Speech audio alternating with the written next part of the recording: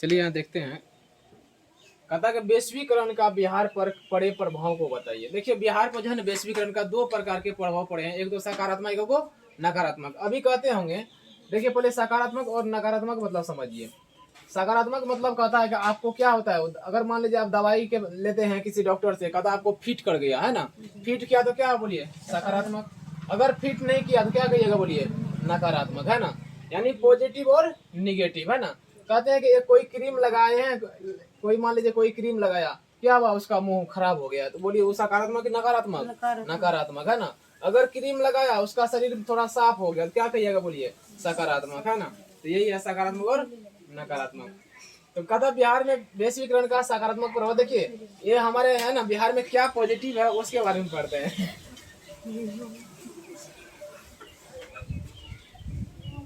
कृषि उत्पादन में वृद्धि। देखिए जब से वैश्वीकरण आया है तब से क्या हुआ हमारे बिहार में कृषि में उत्पादन ज्यादा हो गया है ना। यहाँ कहता है कि वैश्वीकरण से कृषि उत्पादन में वृद्धि से किसानों में खुशहाली बढ़ी है। अभी देखिए पहले कृषि में उतना उन्नत पैदावार नहीं होता था जितना कि वैश्वीकरण के आने से हुआ। देखिए वैश्वीकरण का मतलब है, अगर मान लीजिए दूसरा देश में अच्छा पैदावार का बीज है ना, वो बीज हमारे बिहार में आ गया तो बोलिए यहाँ का कृषि बढ़ेगा कि नहीं बढ़ेगा, यहाँ खेती बाड़ी बढ़ेगा कि नहीं बढ़ेगा। वही कारण है, अगर बढ़िया बीज आया बिहार में तो बिहार में भी बढ़िया खेती होगा। तो वही कारण क्या कहा है कि यहाँ कृषि उत्पादन में वृद्धि हुआ है, किसान को काफी खुशहाली महसूस होगा। अब निर्यात में वृद्धि, बोलिए अगर हम क्या क्या बोले थे, अगर कहीं से आएगा तो कहिएगा आयात, यहाँ से भेजिएगा तो क्या कहिएगा बोलिए निर्यात। तो वही है, अगर यहाँ पैदावार होगा ज्यादा हम क्या करेंगे बोलिए दूसरे राज्य को देंगे कि नहीं देंगे, दूसरे देश को देंगे कि नहीं देंगे। तो हमारा बोलिए हम अगर बेचेंगे ज्यादा सामान तो ज्यादा पैसा आएगा कम आएगा बोलिए ज्यादा पैसा आएगा। तो उसी में क्या हुआ वृद्धि हुआ कि नहीं हुआ। तो यही कहता है वैश्वीकरण के कारण बिहार में किए गए निर्यात में वृद्धि हुई है, जिससे क्या होता है काफी लाभ हुआ। जिससे क्या हुआ बोलिए काफी लाभ हुआ। समझे कि नहीं समझे। अगर मान लीजिए इस बार गेहूं का ज्यादा से ज्यादा पैदावार होगा तो हम लोग जितना खाने योग्य रख लेंगे, बाद में सबको बेचेंगे तो किसको फायदा मिलेगा बोलिए बिहार वासी को, दूसरे वासी को, बिहार वासी को। यही कहता है निर्यात में वृद्धि। अब 20 स्तरीय उपभोक्ता, 20 स्तरीय उपभोक्ता का मतलब समझिए। कहता है कि अगर आपको ये बिहार है ना, बिहार में विश्व का जो भी सामान है सब बिहार में आपको उपलब्ध होगा। तो वही क्या कहेंगे बोलिए 20 स्तरीय उपभोक्ता। वस्तुओं की उपलब्धता वैश्वीकरण के कारण ही बिहार के बाजारों में विश्व स्तरीय उपभोक्ता वस्तुएं उपलब्ध हो गई है। अभी मान लीजिए कहेंगे कि जापान का गाड़ी जापान में बनता है, क्या बिहार में वो नहीं बिक रहा है, बिकेगा कि नहीं बिकेगा, बिकेगा। अगर जापान का गाड़ी बिहार में बिक रहा है तो किसका कारण बोलिए, किसका कारण है वो वैश्वीकरण कारण है। किसका कारण है वैश्वीकरण का मेन कारण है। 3 पॉइंट सकारात्मक हो गया, 2 पॉइंट अभी पहले इससे पहले हम पढ़ चुके बिहार में सकारात्मक प्रभाव, है ना। अभी देखिए नकारात्मक प्रभाव यानी निगेटिव प्रभाव क्या क्या है। कहता कृषि एवं कृषि आधारित उद्योगों की कमी। कहता है यहाँ पे कृषि और कृषि पे आधारित जो उद्योग होना चाहिए, फैक्ट्री होना चाहिए, उसका कमी है बिहार में। मतलब बिहार का एक कृषि प्रधान राज्य है। बिहार क्या है बोलिए, बिहार का जितना भी जनसंख्या है 90% क्या किस पे आधारित बोलिए कृषि पर निर्भर है। किस पे निर्भर है, कृषि पर निर्भर है। यहाँ बड़े उद्योगों की काफी कमी है। अगर बढ़िए यहाँ पे अगर बड़ा बड़ा उद्योग खुलेगा तो यहाँ का जो अनाज है काफी महंगा बिकेगा कि नहीं बिकेगा।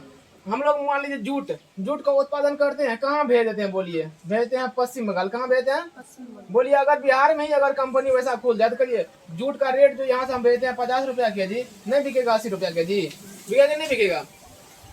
तो वही सही जना कहा था, यहाँ पे अगर बड़ा बड़ा फैक्ट्री हो जाए बिहार में तो जो सामान यहाँ पे सस्ता रेट में हमको बेचना पड़ता है वो क्या देंगे बोलिए आसानी से महंगा रेट में बिकेगा। कृषि पर जितना निवेश होना चाहिए नहीं हो रहा है ना। कहता है जितना फायदा हम लोगों की कृषि पर होना चाहिए उतना नहीं हो रहा है ना। अगर मान लीजिए अभी मेन रेट है वहाँ का फैक्ट्री का मेन रेट है मान लीजिए 70 रुपया केजी पटवा का, तो वो यहाँ पे जो हमारे बनिया लोग कितना लेते हैं बोलिए 50 रुपया केजी। कितना रुपया लेते हैं 50 रुपया, यानी 20 रुपया केजी सीधा सब मार लेते हैं। कहता रोजगार पर विपरीत प्रभाव। कहता रोजगार पर जो है ना विपरीत प्रभाव पड़ने का मतलब होता है, अभी बोलिए कंपनी तो खुल गया लेकिन यहाँ पे कुछ छोटा छोटा कंपनी भी है कि नहीं है, ध्यान दो। अगर कोई छोटा छोटा कंपनी है तो वो कुछ कुशल प्रकार का जो है ना वस्तु उत्पादन नहीं कर रहा। मान लो ये अभी चुनिया मुनिया है ना, इसका ड्रेस बनाया, छोटा छोटा उद्योग है ना, छोटा छोटा कंपनी इसका ड्रेस बनाया, उतना सुंदर नहीं बनाया। बाहर से आया बड़का कंपनी इसी बच्चा का ड्रेस बनाया, वो झकास वाला ड्रेस है ना। तो बोलिए अब बच्चा कौन ड्रेस लेगा, झकास वाला की वाला, झकास वाला। बोलिए इधर का क्या हुआ, इधर का कंपनी जो है छोटा कंपनी बंद हो जाएगा। इसमें जो काम करने वाले वो क्या होंगे बोलिए बेरोजगार होंगे कि नहीं होंगे। बड़ा बड़ा कंपनी क्या करते हैं, आते हैं बड़का बढ़िया बढ़िया कपड़ा बेचते हैं, तो इससे ये भी एक उदाहरण हुआ। यही कहता रोजगार पर विपरीत प्रभाव। बिहार में छोटे छोटे पैमाने के कुटीर उद्योग के क्षेत्र में उद्योग धंधे तो हैं, ठीक है।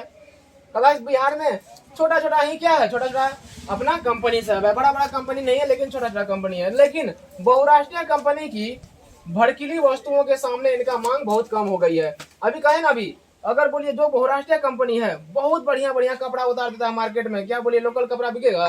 नहीं बिकेगा। इसी कारण से कहता क्या होता है, रोजगार पर विपरीत प्रभाव भी पड़ता है।